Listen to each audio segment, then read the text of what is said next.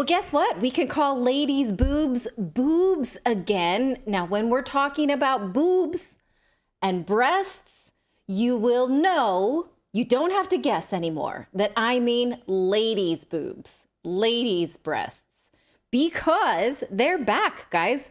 Boobs mean boobs now. The era of gender neutral language is over. We've liberated the boobs, and I don't mean in a bra burning kind of way.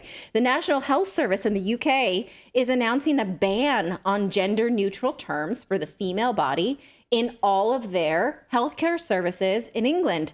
The major one here is chest feeding. Hate this word. Can't tell you enough how much I hate this word. Hate this word times 10 and then multiply that by infinity. That's how much I hate this word. Now we'll go back to calling it breastfeeding, which very much, I think, validates the boobs that I'm wearing right now. Because I was not a chest feeder by owning them. As I'm you say, a boob haver. You're not wearing some weird contraption. No, they are a part of me. Yeah. They are, to quote from Seinfeld, they are real. And they're fabulous. Now, again, I could breastfeed my children, which I did, all three of them, because I have breasts and mammaries and I was born with a woman. Feels so good to just say that, because we weren't allowed to say this for the last decade. This major change comes after the Cass Review, a major study funded by the NHS, showed that gender affirming care is based on quackery and hurting children. So they're stepping back from these things that they never had any reason to do other than to please ideologists. And I really think we're going to look back on these last 10 years in the same way we do in the era of all sorts of horrific experimentation on vulnerable people, such as lobotomies. I want to show you something about that later, so stay tuned. This change by the National Health Service in England, I think, is a major indicator of the crack in the dam. So why did we ever forsake the boobs? Well, because people who want to deny gender reality were upset with words like breastfeeding because it made it clear that they were women and they didn't want to be women. So then we were supposed to say that men could breastfeed too. Even saying that makes me want to punch somebody. It makes me so mad because that's ours. We have that. We don't share that with men. For instance, this person who said that pregnancy and labor made them feel really dysphoric. This is Logan Brown, a biological female who had a baby and called themselves a pregnant man. But Logan Brown was so sensitive about their body being called female that the very process of birth was upsetting to them.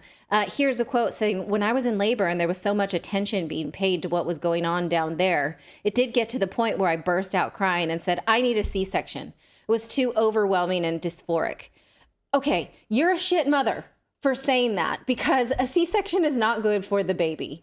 That for all sorts of reasons, women try to avoid it. And when you have to do it, you have to do it. But she didn't have to do it. She didn't want to do it because there was too much focus on her vagina, making her feel too much like a woman because she was in labor. So when you become a parent, it's not about you anymore. And one of the defining characteristics of having a baby is that you surrender your body and how it looks for the sake of the baby. You're not the most important thing here. So Logan Brown, you don't get to tell us moms that we can't claim boobs and birth as part of womanhood. They are our thing. We don't have to share it. The NHS also says that women can specifically request female-only providers, and they cannot be given a trans woman and told that that counts. It doesn't count. Last year, this woman, Teresa Steele, had a surgery canceled because she told the hospital she wanted a female staff only. And then they did just that. They sent her a trans person. And when she said, no, thank you, they chucked her out of the hospital and said, you're not being sensitive to our staff. You got to go. And they canceled her surgery. They did later apologize for this. Now, these are the kind of things that will not be allowed anymore for the NHS. So Teresa Steele can go in and say, I would like female-only providers, and she will get them, which means the NHS has to acknowledge who is a female and who is not. But here are some other things that I hope we see just crumbling with all of this. For instance, men who are not doctors, that lecture about periods. Remember this dude in Scotland, hired by the government to be a period dignity spokesperson? I love that. Yeah. Even though he lacks the basic qualification of ever having had one.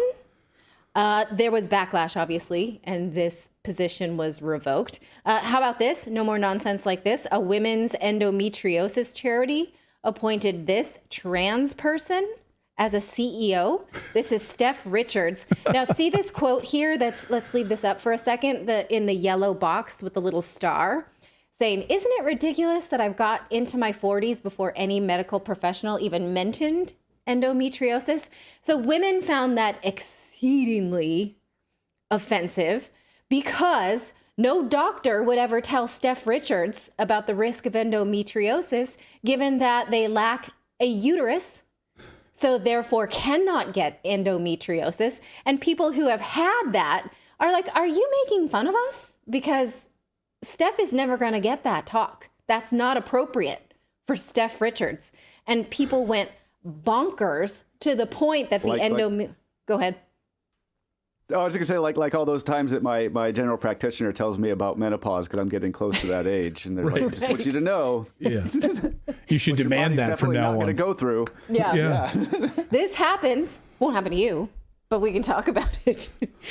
This made women so mad that the Endometrious Society had to put this apology. Like, sorry, it looked like Steph said that quote.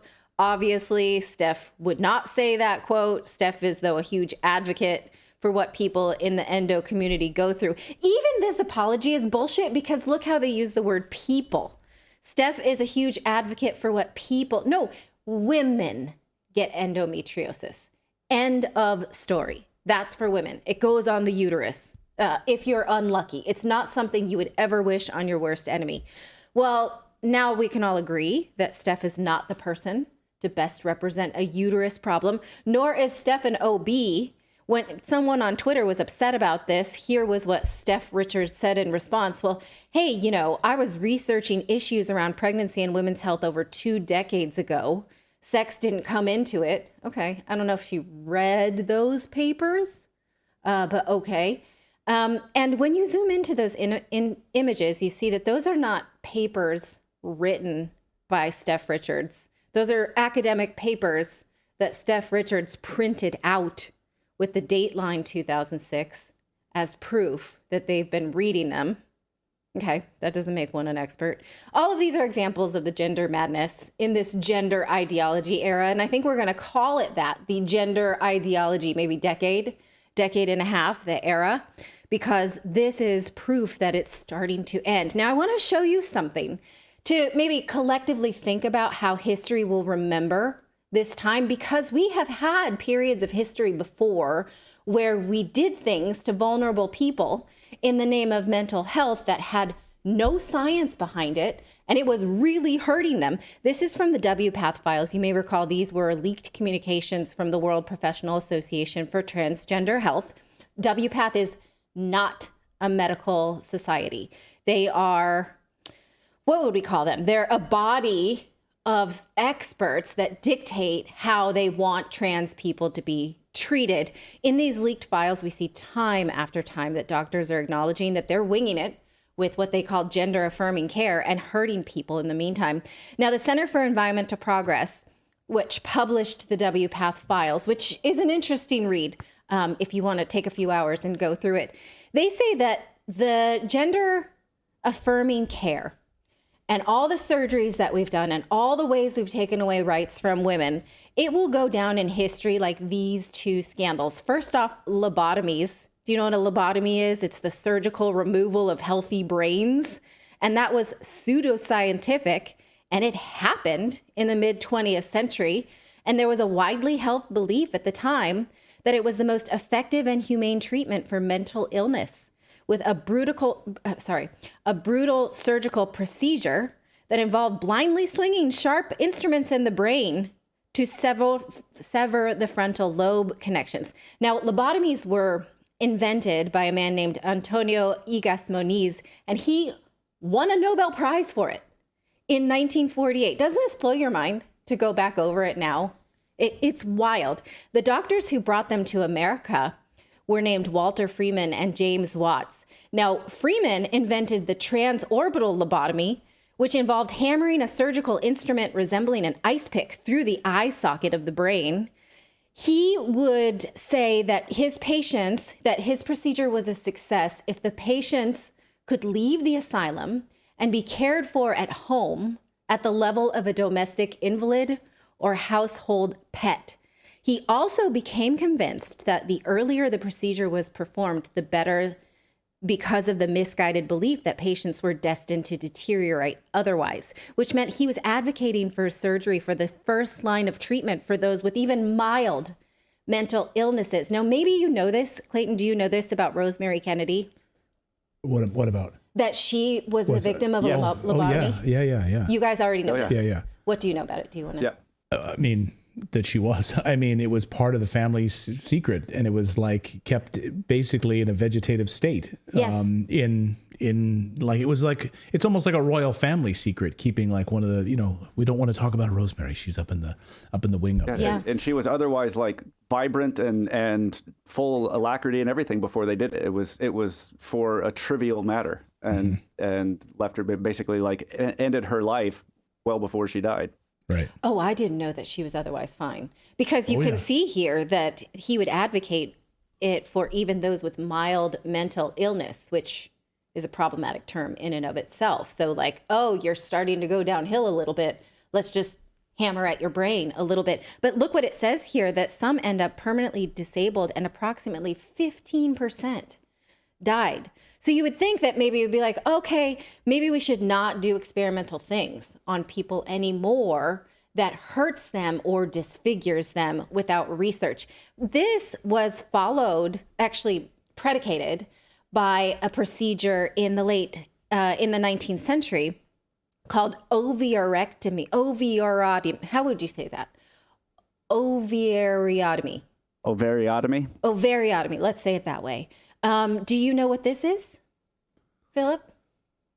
Besides reading the screen? It would be the removal of an ovary. Okay, based yes. on the prefixes. Yeah. It was where they would attempt to cure mental illness with gynecological surgery, where they, basically removed the ovaries for a variety of mental illnesses in women, ranging from menstrual madness, nymphomania, masturbation, and all cases of insanity.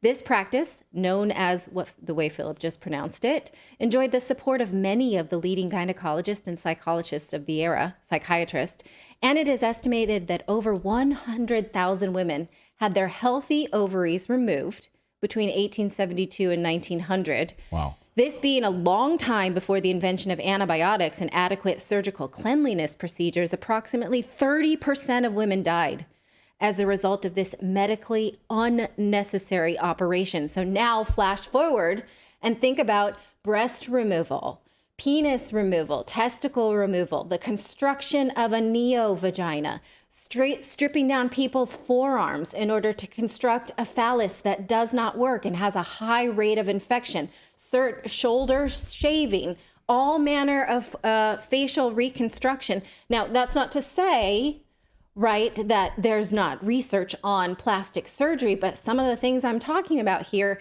have horrific endings for people who are given this as a solution to pre-existing conditions. Most of them have autism. So again, this is what the WPATH files and myself agree, how we are looking at this through the lens of past mistakes. Here's what they say. 70 years later, we find ourselves with the moral high ground, without the moral high ground.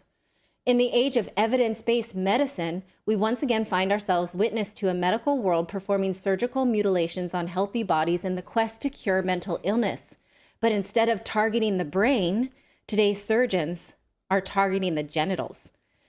So, is that how we want to be remembered? Because that's, I think, exactly like what we're going through now will be in a textbook about this. Unless we learn, unless something comes next, right? Unless we start doing this again. What do you think will be next if we do learn the lesson here? Will people want to become part cyborg? That's probably it, right? That's the next thing.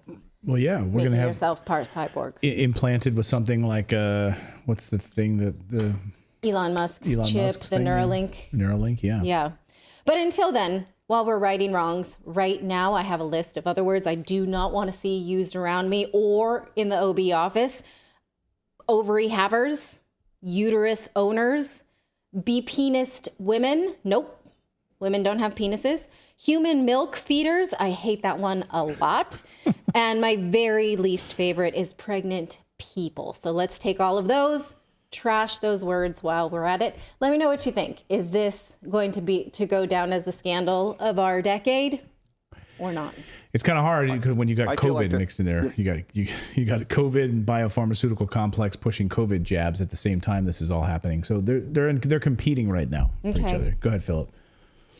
I feel like there was a bit of a bait and switch with this story, though, because I was led to believe we would be talking about boobies, and I was left with a mental image of ice picks and eyeballs. And I know. I was going to say that too. I kinda killed the mood a little I was bit. promised boobs, and I got ice picks to the eyes. Talk about a mood killer. Man. That girl's into some stuff. I really hoped you enjoyed watching this video. You know, YouTube thinks that you'll actually like this next video right here. It's personalized based on your own viewing habits. So if you watch the video, please leave a comment. Let us know what you think about it. And we will see you next time, everyone.